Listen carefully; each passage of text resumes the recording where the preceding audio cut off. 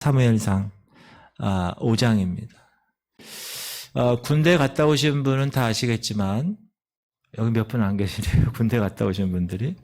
군대에서는 그 부대에 이미지가 있어요. 근데 그것을 깃발에 이렇게 새겨가지고 아주 부대의 깃발을 상당히 중요하게 여깁니다. 우리 공군 같은 경우도 그래요. 전투비행단이 있거든요. 수원이 10전투비행단, 광주가 1전투비행단 이런데 그 비행단마다 이 그림이 있고 깃발이 있어요. 부대의 깃발은 규정에도 보면 그 부대를 상징하기 때문에 어떠한 상황에서도 그 깃발을 지켜야 한다. 그게 규정에 나와 있어요. 과거의 전쟁은요, 그냥 귀로 들을 소리는 뭐 징치는 소리, 뭐 북치는 소리, 뭐 이런 소리가 있겠고, 눈으로 보이는 거는 깃발이야, 깃발. 맨 앞에서 그 장군 되는 사람이 깃발을 어떤 색깔을 놓느냐에 따라서 지금은 요즘 무전기가 있지만 그전에는 깃발 색깔, 노란색, 그럼 공격, 빨간색, 후퇴, 뭐 이런 식으로 깃발이 명령을 전달하는 수단이 되기도 했습니다. 그래서 전쟁 중에 그 나라의 깃발을 수호하는 것 얼마나 중요한지 몰라요. 만약에 깃발을 빼앗겼다 그러면 패배를 의미했어요. 재미있는 것은 실제로 6.25 전쟁 때 우리나라의 한 부대가 북한의 부대 깃발을 빼앗겼어요. 그런데 지금 그게 북한 박물관에 전시되어 있대요. 그만큼 그 깃발을 중요하게 다름을 말해주고 있습니다.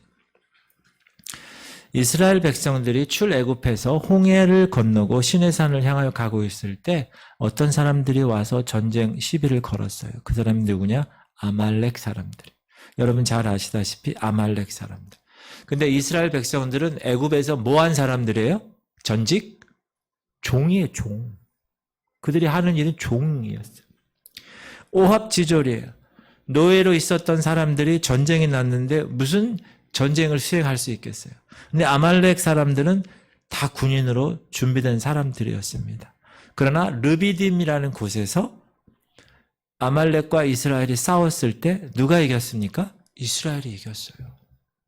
그 이긴 원인이 뭐죠? 모세가 산 위에 올라가서 손을 들었더니 여호수아가 저쪽에서 싸울 때 이겼고, 손을 피곤해서 내렸더니 아말렉이 이기고, 이렇게 왔다 갔다 하니까 손을 계속 들어서 아론과 훌이 옆에서 이렇게 받쳐줘서 계속해서 들고 있어가지고 여호수아가 이끄는 그 이스라엘 백성들이 이겼죠. 이거는 무엇을 얘기해 주냐면 여러분 영적 원리를 얘기해 주는 거예요. 지금 현상은 이 본질에 의해서 이루어진다는 것을 이야기하는 거예요. 모세가 손을 들고 내리는 것이 본질이에요. 현상은 여호수아가 이기고 지는 게 현상이에요. 그러니까 여러분이 영적 원리를 잘 깨닫고 여러분이 영적인 눈을 떠서 바라볼 수 있기를 주님의 이름으로 축복합니다. 이게 너무나 귀한 일이거든요. 그래서 이 모세가 여호수아가 전쟁으로 승리하니까 하나님께 제단을 쌓고 그 제단 이름을 뭐라고 그랬죠? 여호와 니시라고 그랬어요. 여호와 니시. 여러분 여호와 니시라는 뜻이 뭐죠? 여호와 니시. 뭐라고요? 여호와의 승리. 여호와 니시라는 말은 여호와는 나의 깃발이란 뜻이죠. 승리의 깃발. 여기서는 깃발이에요. 배너라고 그러죠. 우리가 여기 배너 해놓으라 그런 말이에요. The Lord is my banner. 이게 여호와께서 승리하게 하신 거죠. 그분이 나의 깃발이 되시는 거예요. 승리의 깃발. 지난 시간 본문에서 우리가 무엇을 봤냐 하면 여리고성을 어떻게 정복했다고 그랬죠? 언약궤를 메고 그냥 걸었다고 그랬어요. 그 말씀에 순종했을 때 그 난공불락의 여리고성이 무너졌다고 그랬어요. 그래서 지금 언약궤를 이용해서 블레셋 사람들과 함께 여호와 니시의 그 말을 한 번 더 외치고 싶었어요. 그런데 안타깝게도 지난 시간에 블레셋과의 싸움에서 대패를 하죠. 그리고 깃발 같은 언약궤가 빼앗겼어요. 블레셋 적군에게. 과거에는 전쟁에서 승리한 나라는 어떻게 합니까? 전리품을 다 취하죠. 그리고 왕이나 왕자를 인질로 잡아가죠. 또 왜 그런지 아세요, 여러분? 다시 반역하거나 공격하지 못하도록 하는 겁니다. 완전히. 근데 오늘 본문 이스라엘을 보면 블레셋에 여호와의 깃발이라고 하는 그 언약궤, 하나님의 임재를 상징하는 그 언약궤가 빼앗긴 거죠. 블레셋 입장에서 보면 이스라엘과의 전쟁에서 승리한 거죠. 그래서 하나님을 상징하는 그 언약궤를 갖고 온 거잖아요. 다시 말하면 하나님을 인질로 잡아온 셈이죠. 블레셋 입장에서는 쾌재를 불렀어요. 왜 그렇죠? 예전에 저 강력한 애굽에서 이스라엘을 이끌어냈던 그 하나님의 능력이 지금 자기들의 포로가 되어 있는 거예요. 그러니까 이제 이스라엘은 더 이상 꼼짝없이 이 블레셋 나라의 속국이 될 수밖에 없다. 박수를 치고 쾌재를 불렀을 것입니다. 이 언약궤가 블레셋이라는 이방 나라에게 빼앗긴 사건은 이스라엘 백성들에게는 멘붕을 가져온 거예요. 아니, 이스라엘의 하나님은 전능하신 하나님 아니었어? 아니, 하나님이 어떻게 힘을 이루시나? 아니, 하나님이 어떻게 자기 명예와 같은 이 언약궤가 이방 땅에 끌려가서 굴욕을 당하게 하시지? 아니, 블레셋이 섬기는 그 다곤 신이 더 강한가?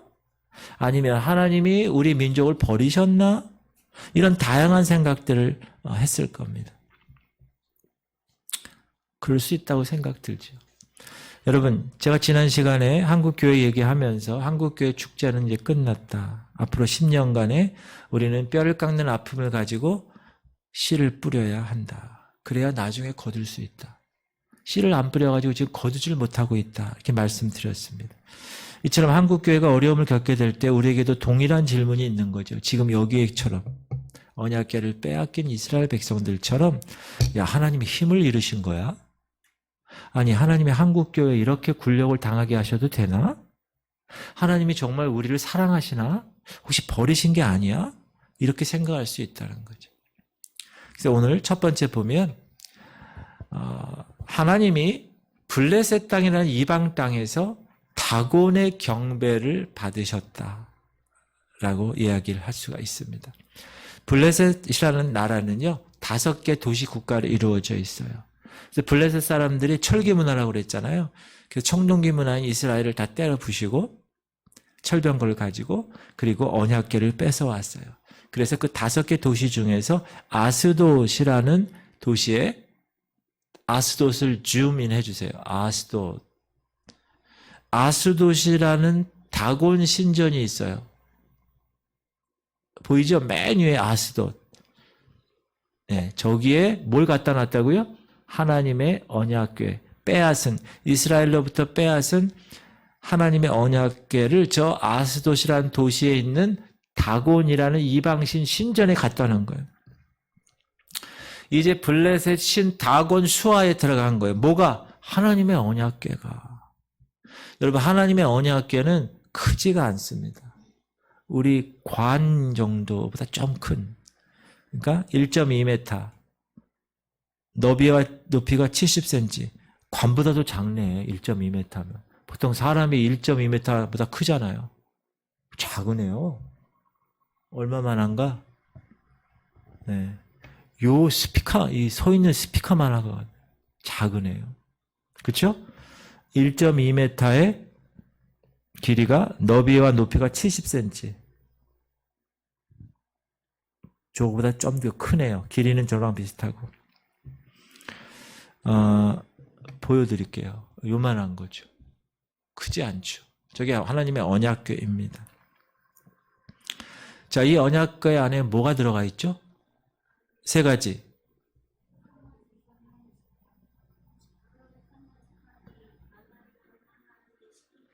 어휴, 할렐루야. 이야, 예전도 회장님이 대표로 크게 얘기하셨어요. 모세의 10계명 돌비. 그쵸? 그 다음에 만나를 담았던 항아리. 그 안에 만나가 있나요, 없나요? 목사님, 혹시 있지 않습니까? 아니에요. 만나는 하루 지나면 썩어서 없어지는 거예요. 그 다음에 아론의 쌍난 지팡이 보여드릴게요. 이렇게 있다고 저기 저 언약궤 안에. 그러니까 더 이상 무엇을 넣으려고 해도 들어갈 공간이 없었을 것입니다. 자, 보통 여러분 세상의 신들은 크게 짓습니다. 아주 화려하게 지어요. 은진미륵 보셨어요? 은진미륵? 저 중국 가니까 엄청난 부처가 있더라고. 큰, 막 기가 막힌 부처가 있어요. 자신들이 믿는 신을 대단한 것으로 만듭니다. 그래야 자신이 높아지기 때문에. 그러나 하나님은 그럴 필요가 없으십니다. 이미 하나님은 만국의 하나님이십니다. 언약궤는 고리를 꿰어서 들어서 이동했기 때문에 만약에 크게 언약궤를 지으면 레위인들이 어떻게 해요? 그거를 힘들어하고 들기가. 그러니까 딱 레위인이 들고 광야에서 들고 다니기 좋게 만든 거예요. 언약궤가. 그리고 나서 하나님이 배려하신 거죠. 그리고 나서 내가 거기에 임한다 이거예요. 1년에 한 번 속죄 제사를 드릴 때 지성소 안에 제사장이 자기를 정결의식을 갖고 백성의 모든 죄를 이 피에 담아가지고 뿌려서, 그래서 그 법궤 위가 시은소, 시은좌죠. 은혜를 베푸는 장소. 그래서 모든 백성의 죄를 다 깨끗하게 씻는 그것을 상징하잖아요. 다곤 신전의 다곤 신상은 언약궤에 비해서 컸을까요? 작았을까요? 컸겠죠. 이방 신을 크게 줘요. 이 다곤이라는 정확히 뭐 두 가지 뜻이 있는데 하나는 히브리 말로 다곤, 그게 물고기라는 뜻인데 블레셋 사람들이 어디서 왔다고 그랬어요? 저 크레타 섬에서 왔대. 섬에서 왔으니까 물고기의 신으로 추정하기도 하고 히브리어에 다간이라는 말이 또 있어요. 곡물. 그래서 곡물의 신으로 보기도 합니다. 하여튼 거대한 다곤 신전이 있으면 거기에 전쟁에서 패한 이스라엘의 언약궤가 조그맣게 포로로 잡혀 있는 거예요.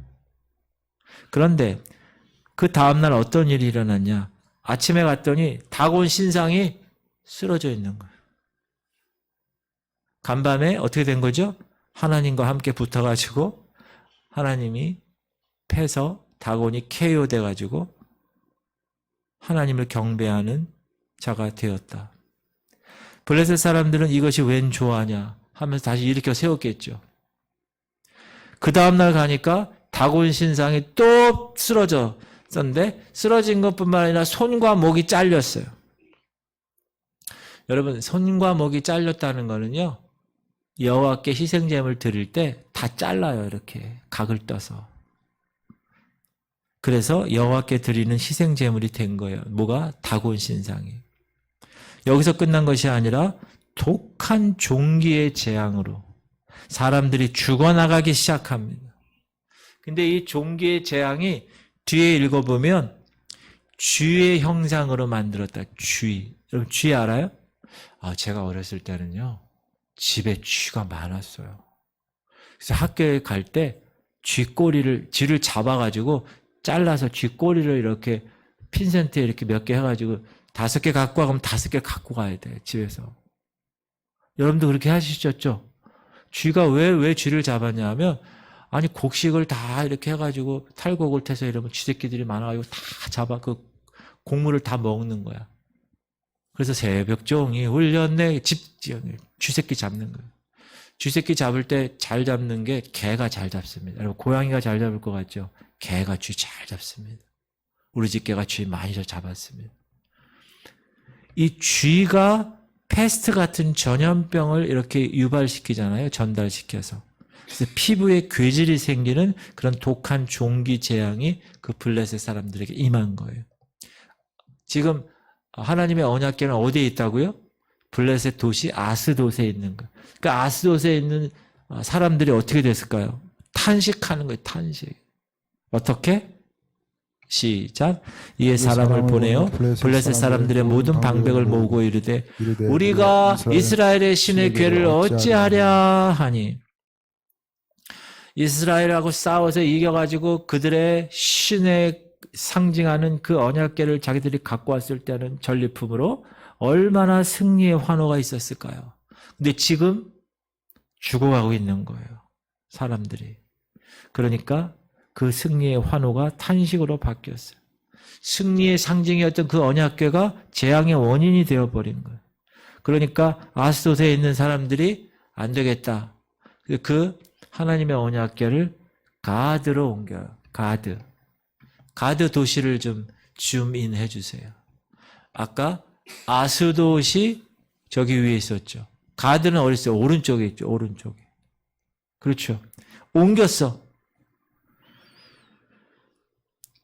가드에 있는 사람은 에이, 우연이겠지. 뭐 하나님의 언약궤가 와가지고 독한 종기가 나왔을까? 그렇게 생각하고 그 전리품인 하나님의 언약궤를 받았을지 몰라. 그런데 가드에도 큰 재앙이 내리는 거예요. 더 많은 사람들이 독한 종기로 죽어나가는 거예요. 가드 사람들이 그 언약궤를 계속 갖고 있고 싶을까요? 아니죠. 어디로 보냈을까요? 에그론으로 보냈어요. 에그론 비춰주세요. 에그론 어디 있어요? 왼쪽에. 네, 왼쪽에 있죠. 저기. 아스돗 밑에. 글론이라고 보여요. 글론. 애가 안 보여. 네, 저렇게. 아스글론, 에글론. 자. 그랬더니 에글론에서도 난리가 난 거예요. 왜 우리를 죽이려고 저 언약궤를 갖고 왔느냐. 졸지에 이 전리품인 하나님의 언약궤가 어떻게 됐어요? 애물단지가 되었습니다. 사랑하는 성도님들 따라합시다. 블레셋은 이스라엘 백성은 이길 수 있었지만 하나님은 이길 수 없었습니다. 맞습니까? 아, 그럼요. 하나님은 어떤 분이시냐? 스스로 충분하신 분이십니다. 스스로 영광을 취하시는 분이십니다. 여러분, 우리가 전도대상자를 위해서 기도하고 있는데 하나님은 선교사 한 명 없이도 세계 복음화를 다 이룰 수 있는 능력이 있으신 분입니다.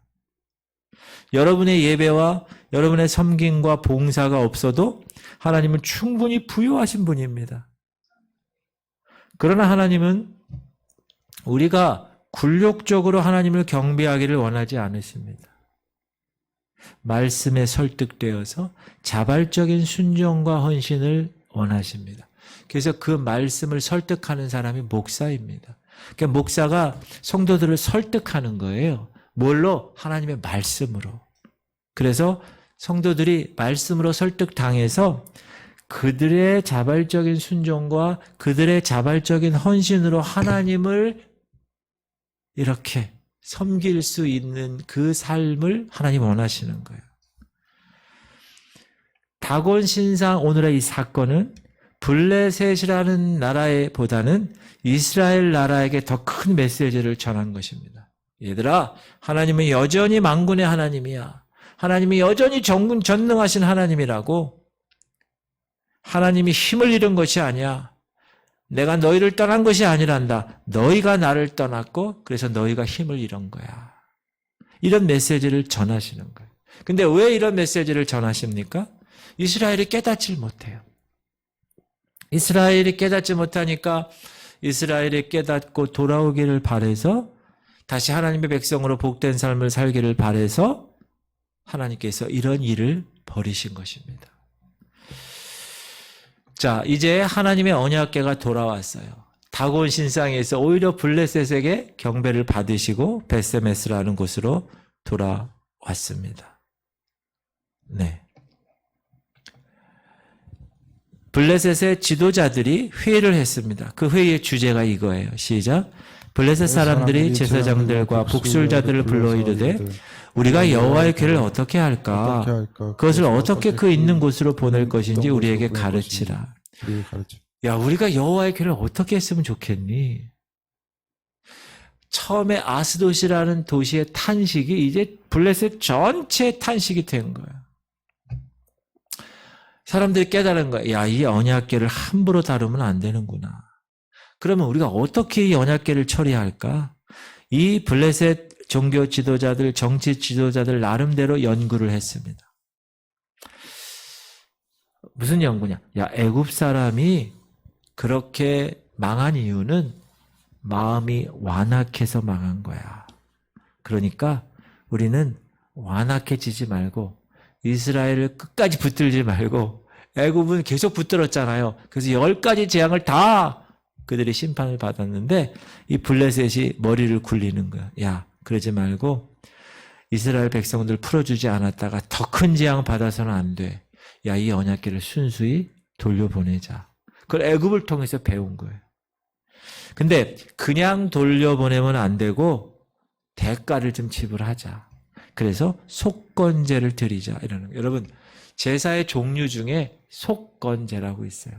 이 속건제는 뭐냐 하면 다른 사람에게 물질적인 피해를 입혔을 때 그 물질적인 피해에다가 20%를 더해서 갚아주는 제사가 속건제입니다. 그러니까 배상하는 제사예요. 배상하는.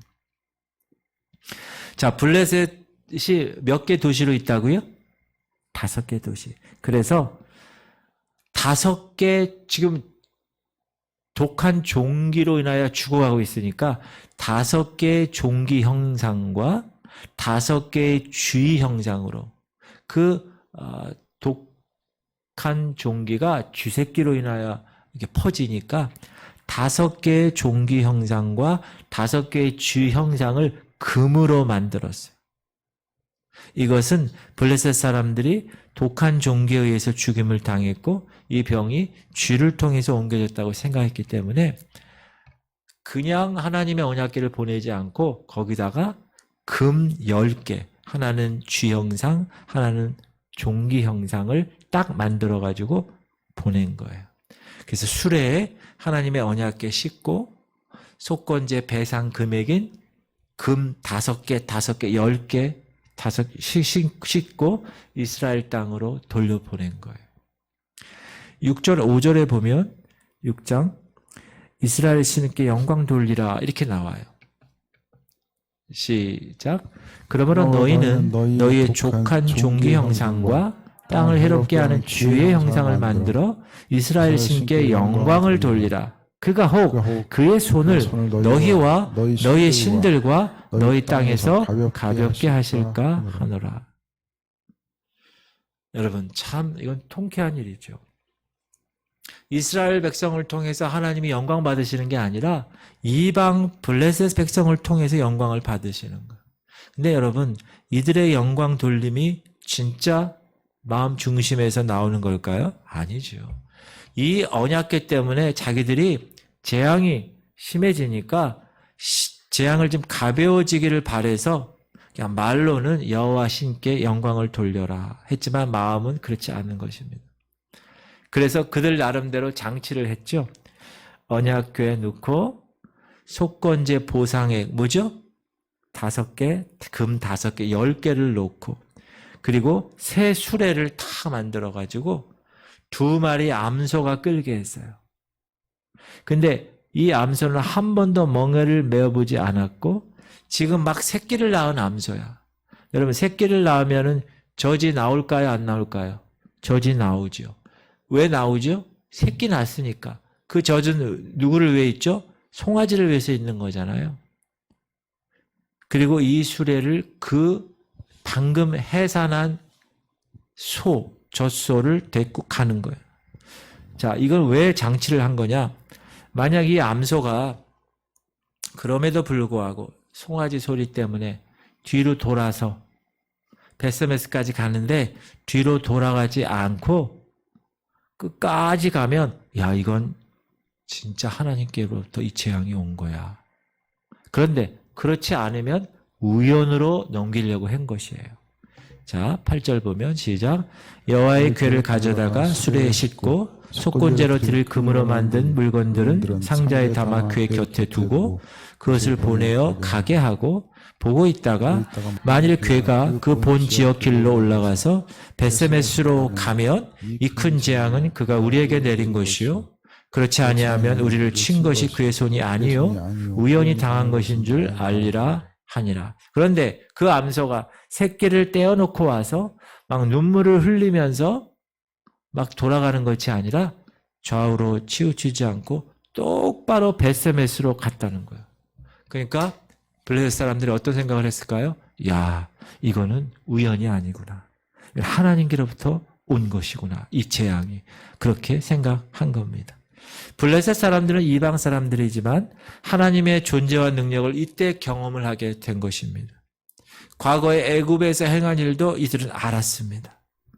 그래서 하나님께 예물도 드려 금 5개, 10개 만들어서 그리고 하나님께 영광을 돌리라고 한 것입니다. 심지어 그 암소, 지금 송아지에게 젖을 둬야 되는 그 암소마저 불강력적인 어떤 힘에 끌려가는 것을 이 블레셋 사람들이 본 것이에요. 그럼에도 불구하고 블레셋 사람들은 하나님을 인정하지 않습니다. 그냥 그 재앙이 좀 없어지기를 하나님 섬기는 척, 예배하는 척 그렇게 한 것뿐입니다. 사랑하는 성도님들, 오늘날도 마찬가지. 하나님의 살아계심을 보았어요. 근데 이렇게 생각해요. 혹시 우연이 아닐까? 의심하는 사람이 있어요. 하나님을 예배하고 신앙생활을 하는 동기도 야, 내가 그렇게 안 하면 하나님이 내게 불행할 일을 주실 것 같아. 여러분, 그렇게 신앙생활을 하면 되지 않습니다. 그거 정말 불쌍한 겁니다. 억지로 신앙생활 하지 않기를 바랍니다. 찝찝해서 혼날까봐 이거 안 하면 이거 뭔가 잘못될까봐 여러분 그런 신앙생활은 종교생활입니다. 물론 하나님은 두려운 분이시죠. 그러나 그분에게 대한 두려움 시각만을 가지면 올바로 경배하고 찬양할 수가 없습니다. 그렇게 크시고 모든 것을 다 창조하시고 지금까지 그걸 그냥 어떤 잘못도 없이 탁탁탁탁 진행시키고 섭리하시는 그분이 나를 아신다는 거예요. 그분이 나와 관계하신다는 거예요. 그리고 내가 그분을 알아간다는 것. 이거는 여러분 얼마나 큰 축복인지 몰라요.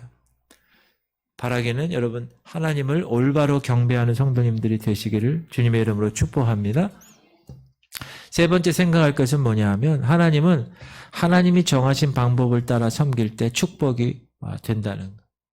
2마리의 암소가 울면서 수레를 끌고 벳세메스로 돌아왔어요. 벳세메스가 어디냐 하면 좀 크게 보여주세요. 이게 법궤가 이동한 경로인데 벳세메스가 저기예요. 아스돗에 있다가 그렇죠? 블레셋 쫙 돌다가 벳세메스 왔어요. 이스라엘 백성들이 얼마나 놀랐는가. 아이고 언약궤를 빼앗긴 걸로 알았는데 금덩이 10개를 추가해서 가지고 돌아온 거잖아요.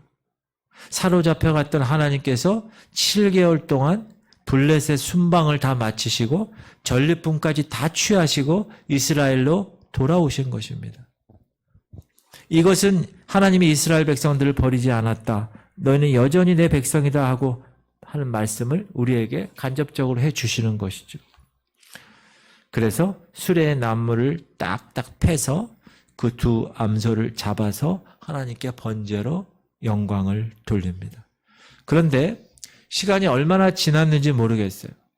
근데 이 벳세메스 백성들이 하나님의 언약궤를 들여다보다가 70명이 죽는 일이 벌어집니다. 민수기 4장에는 분명히 뭐라고 그러냐면 언약궤를 들여다보지 말라라고 그랬어요. 들여다보는 자는 죽는다고 그랬어요. 여러분 언약궤 궁금해서 들여다보면 안 된다는 거. 시작. 그들은 잠시라도 들어가서 성소를 보지 말라. 그들이 죽으리라. 그래서 여러분 지성소 들어가면 죽는 거예요. 그러니까 대제사장이 예외가 있어요. 예외. 대제사장이 1년에 한 번 자기를 정결하게 하고 그리고 모든 백성의 죄를 이 피에 전가시켜서 들어가서 피를 뿌림으로 그 대제사장이 죽지 않고 속죄하는 그러한 딱 한 번, 1년에 한 번. 하지만 이 경고를 무시하다가 70명이 죽임을 당한 것이에요. 그러면 왜 벳세메스 사람들이 하나님 경고를 무시하고 언약궤를 들여다보았을까요? 블레셋 땅에서는 가는 곳마다 저주가 임했잖아요. 아스돗의 독한 종기, 그렇죠? 전부 다 그러니까 벳세메스를 보낸 거 아니에요? 근데 벳세메스에 와서는 아무 일이 일어나지 않는 거예요. 언약궤가 왔는데도. 그러니까 이 이스라엘 백성들 입장에서는 아이고 거봐라 자식들아. 그건 우리 이스라엘에 있어야 되는 거야. 라는 영적인 교만이 생긴 것 같아요. 그러면서 호기심으로 들여다봤을 거예요. 야, 나는 하나님에 대해서 다 알아. 야, 너희들, 모르는 너희들 이방인들은 다 죽지? 독한 종기로 죽지? 그렇지 않아? 라고 우쭐한 상황에서 들여다봤을 거예요. 여러분, 우리 인간은 하나님의 임재의 상징하는 이 언약궤를 들여다보고 마치 하나님을 다 아는 것처럼 생각을 하고 있어요. 우리가 그런 것 같아요. 우리가 하나님의 은혜를 요만큼 체험했는데 사람들에게 얘기할 때 뭐라 그래?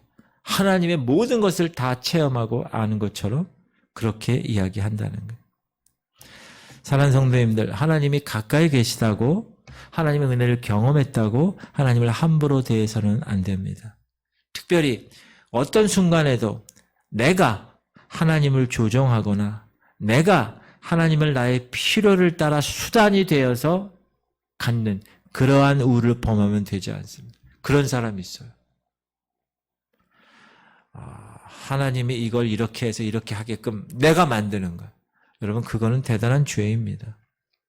벳세메스 사람들의 이런 잘못이 이렇게 70명이 죽는 일이 벌어지는 거예요. 왜? 하나님을 이용해서 그렇게 교만한 마음을 가지고 들여다봤기 때문에. 그래서 하나님이 정하신 방법으로 하나님께 나아가야 됩니다. 오늘날 신약 시대에는 예수 그리스도를 통해서 우리가 하나님께 나아갈 수 있는 길이 열렸습니다. 언약궤가 더 이상 필요 없는 거예요. 구약에서는 언약궤, 하나님이 임재하는 그 언약궤의 대제사장만이 1년에 한 번 들어가서 그 모든 주의 문제를 다 해결함 받았는데, 이제 신약 때는 예수 그리스도 오셔서 한 번에 영원토록 우리의 죄 문제를 허락하셨습니다. 그분은 길이고 진리요 생명 되신 그분이시기 때문에 우리는 이제 그분의 은혜를 통하여서 염소와 송아지에 필요하지 아니하고 오직 하나님께 나아갈 담력을 얻은 것입니다. 그래서 여러분, 이렇게 직접 우리가 하나님께 아버지 하나님 기도하고 기도하는 거예요. 6장 20절에 보니까 벳세메스 사람들의 탄식이 기록되어 있어요. 70명 죽었잖아요. 시작. 벳세메스의 사람들이 이르되 이 거룩하신 하나님 여호와 앞에 누가 능히 서리요? 그를 우리에게서 누구에게로 올라가시게 할까 하고. 이거는 블레셋 사람들이 아스돗이라는 곳에서 하나님 언약궤 때문에 많이 죽은 그 탄식하고 똑같은 탄식입니다. 벳세메스 사람들에게도 블레셋 그 도시의 사람들처럼 하나님의 언약궤를 감당할 수 없다고 판단한 거예요. 그래서 하나님의 언약궤가 기랏 여아림으로 옮겨간 거예요. 기랏 여아림. 시작. 기랏 여아림 사람들이 와서 여호와의 궤를 옮겨 산에 사는 아비나답의 집에 들여놓고 그의 아들 엘리야사를 거룩하게 구별하여 여호와의 궤를 지키게 하였더니 궤가 기랏 여아림에 들어간 날부터 20년 동안 오래 있은지라. 이스라엘 온 족속이 여호와를 사모하니라.